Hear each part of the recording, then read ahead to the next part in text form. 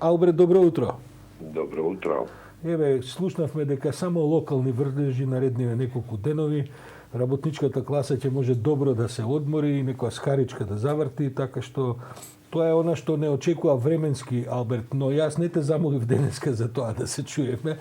Те замолив бидејќи денеска е 4 години од оној 27 април 2017 година, кога сите бевме сведоци што се случуваше во парламентот. Какви ти се, вака после 3-4 години, Алберт, твоите, ти слегна, али воопшто впечатоците од сето тоа? Има ли промена во некој од оценките? Па секако дека има. Сега на 27 април пред влегувањето во парламентот не знаевме во кој правец се движиме како држава. Дојдовме до пикот на политичката криза, бевме фатена држава, имавме протести кои повикува на насилство, на промени. Се влезе во парламентот, не знаевме во кој правец се движи државата. А во секој случај сега знаеме во кој правец се движиме, независно дали движењето оди брзо, споро, со проблеми, без проблеми. Но сепак патеката ни е многу појасна и во таа смисла не можеме да збориме за генерална нестабилност во државата. Ние сме такво општество, ностоп кај нас, независно дали има големи или мали проблеми, сите нив ги изголемуваме до ниво на пукање на балон. Но сепак као територија, као држава, мислам дека таа фаза веќе сме ја надминали.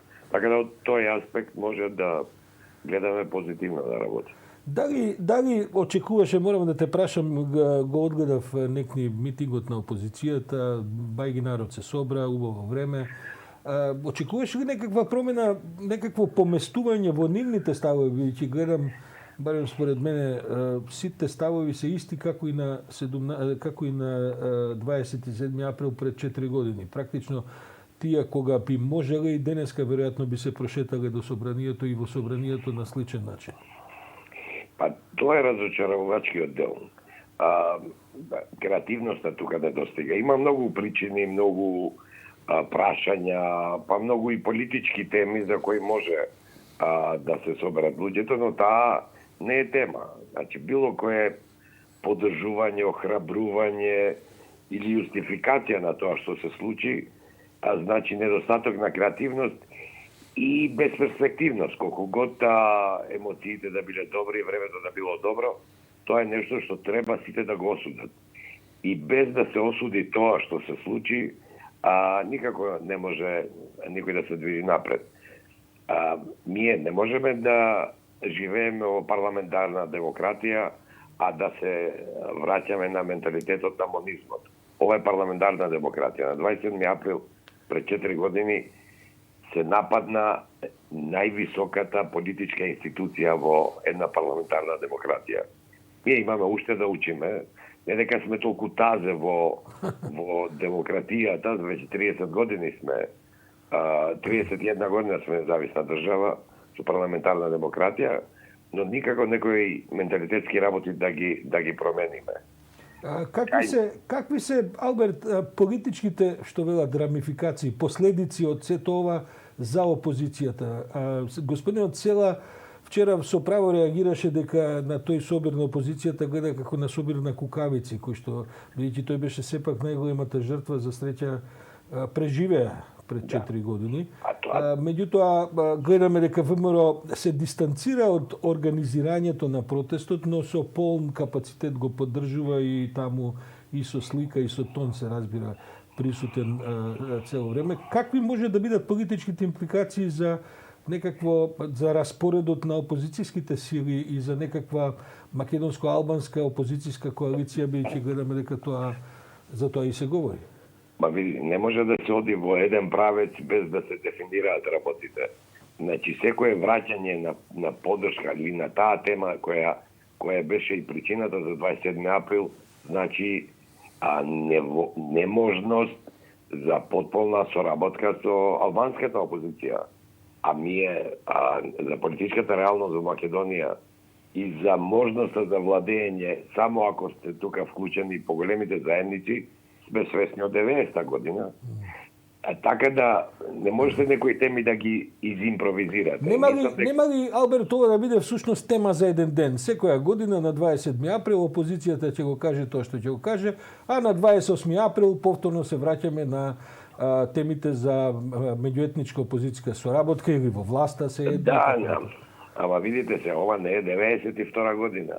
Не можат ни политичарите да промовираат тези и теми и тие после да не бидат повикувани да се произјаснат за тие теми.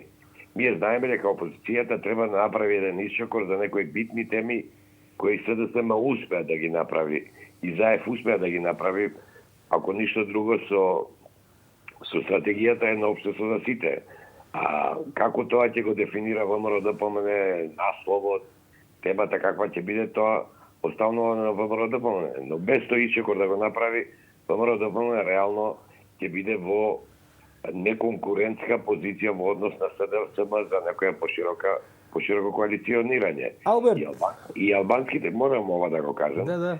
дека и албанските гласачи од 2016 јасно кажаа дека не може политичките партии да имат диаметрално различни позиции, а после изборите гласачите тоа да им го простат и само поради бројките да им овозможат соработка. Мислам дека сите албански политички партии, па и македонските се свесни за тоа, затоа релативно имаме и етничко помирни изборни циклуси. Но сепак главните теми ќе бидат на маса и тие не може да се надминат само со изговори за добра соработка. Тие теми секогаш доаѓаат на површина и во тој момент конкурентноста е таа која ќе ги определи идните чекори. Имам уште 20 секунди, Алберт, квиз прашање. Треба или не треба да се смени денеска господинот Пауновски од Државниот пазаришен инспекторат? Ја мислам дека он ја прекршил таа иерархијата која треба да стои во владата и не може во владата да има не би сакал да го кажам без власти, туку да нема субординација, затоа што владините политики се за сите државни органи. А секој кој сака своји идеи да промовира може да излезе од државните институции и да направи свој државен инспекторат. Ташно, ја и ти можеме да правиме наши политики во склоп на законот и да ги тераме понатаму.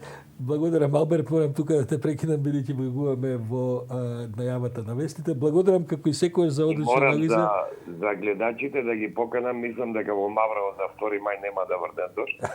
И сите се добро дојдени. Па Маврово може и стег да падне. Благодарам. Алберт Пуслиев, како и секојаш изборен соговорник.